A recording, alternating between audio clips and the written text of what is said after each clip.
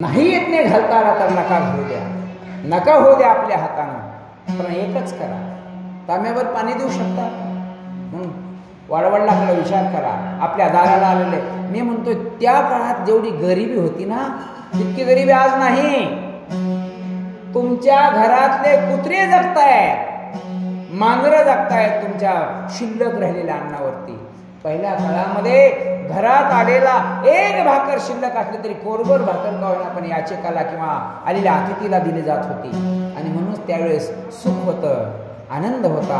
आज आनंद निघून गेला. याच्या पाठीमागचं एक कारण आहे, घरात पैसा अधिक झाला ना, माणसावरचं प्रेम पैशावर गेलं गुरुजी, आणि माणसावर प्रेम कमी झालं. म्हणून माणसं एकांतवासामध्ये एकटीच हसायली तर एकटीच बोलायली. माणसातले विचार संपले, शून्य झालेत माणसं, लक्षात ठेवा.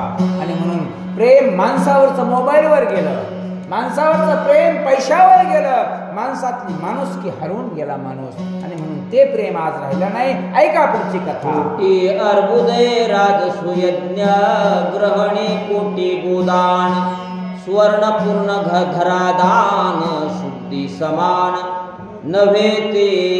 काही करा, एखाद्याला कोटी पुण्य असणार तुम्हाला, तुम्ही काय करा, यज्ञ करा, राजसू यज्ञ करा, गाई दान द्या, उपयोग नाही. पण एका भिकाऱ्याला जीव घाला, ज्याला ज्याची गरज आहे त्याला ती प्राप्त करून द्या. हा बघा, त्याच्यात खरं पुण्य आहे, ती खरी शुद्धी आहे. एवढं मोठं जरी केलं त्याच्या शुद्धी नाही, पण याच्या शुद्धी आहे. ऐका पुढची कथा.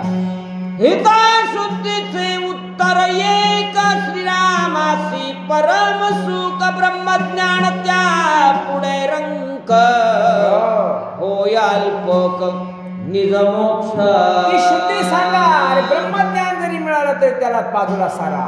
पण हे एवढं ज्यानं काम केलं ना त्यानं यज्ञ केल्यासारखं आहे, हजार लाखो कोट्यावधी गायी दान केल्यासारखं आहे, राजसू यज्ञ केल्यासारखं दान आहे. कोणतं? एखादी स्त्री एखाद्या पुरुषाच्या संगतीमध्ये धर्मामध्ये आणून सोडणं हे सगळ्यात महत्वाचं आहे. दोघांचा संघ निर्माण करून देणं हे सगळ्यात महत्वाचं. आणि कोण आहे असा भाग्याचा पुतळा की जो माझ्या प्रभू रामचंद्राची आणि माझी भेट घालून देईल.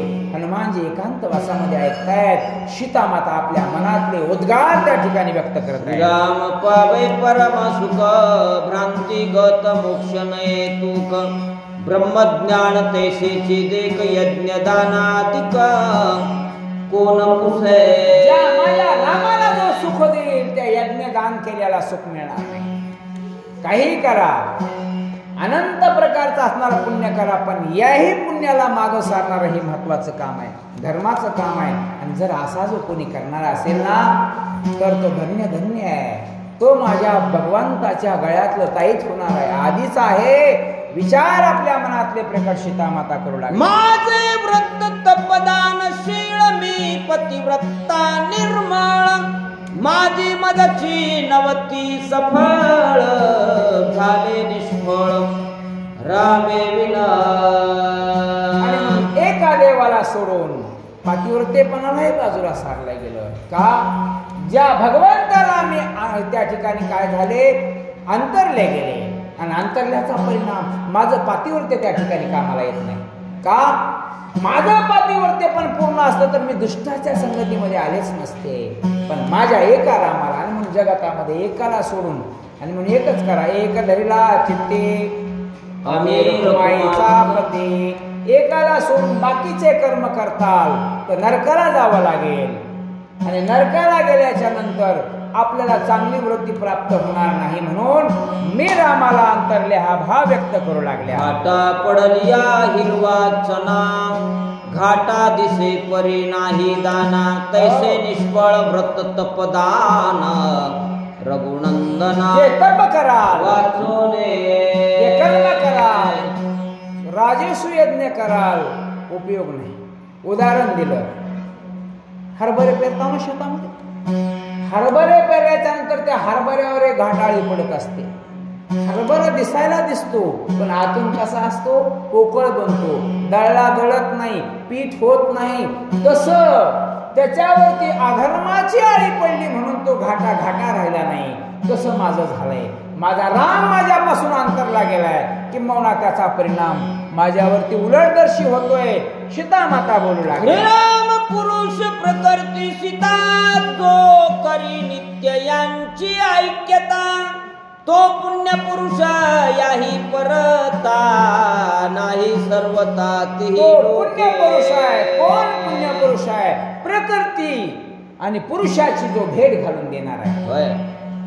म्हणजे कोण आहे प्रकृती? तो राम पुरुष आहे, तो देव आहे. सीता मातेची रामाची जो खरी भेट घालून देईल ना, हे आतापर्यंत जे ग्रंथकर्त्याने जेवढं पुण्यदानाचं वर्णन केले ना, हे त्याच्या पुढे फिकाय म्हणतात. आणि तो खरा माणूस आहे. कोण? माझ्या आणि माझ्या ब्रह्माची भेट घालून देणार आहे. वर्णन आहे, एकीकडे भाव आहे, एकीकडे मनामध्ये असणारं दुःख आहे. दोन्हीची सांगड घालून सीता माता आपलं मनोगत व्यक्त त्याचेने सुखी यहलोक, त्याचेने सुखी परलोक, त्याचेने पितरा मोक्ष सुख, शिवादिक तेने सुखे. अरे सामान्य जे सुखी होईल कुणामुळं? हे या दोघांची भेट घालून गेलेली दिल ना, तो इहलोकामध्ये सुखी होणार आहे, तो परलोकामध्ये सुखी होणार आहे.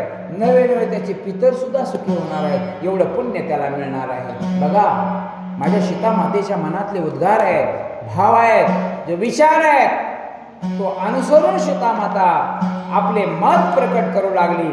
तो खरा पुण्यवान आहे, तो खरा पुरुषार्थ आहे, आणि तो खरा धर्माचा भक्त आहे म्हणू लागली.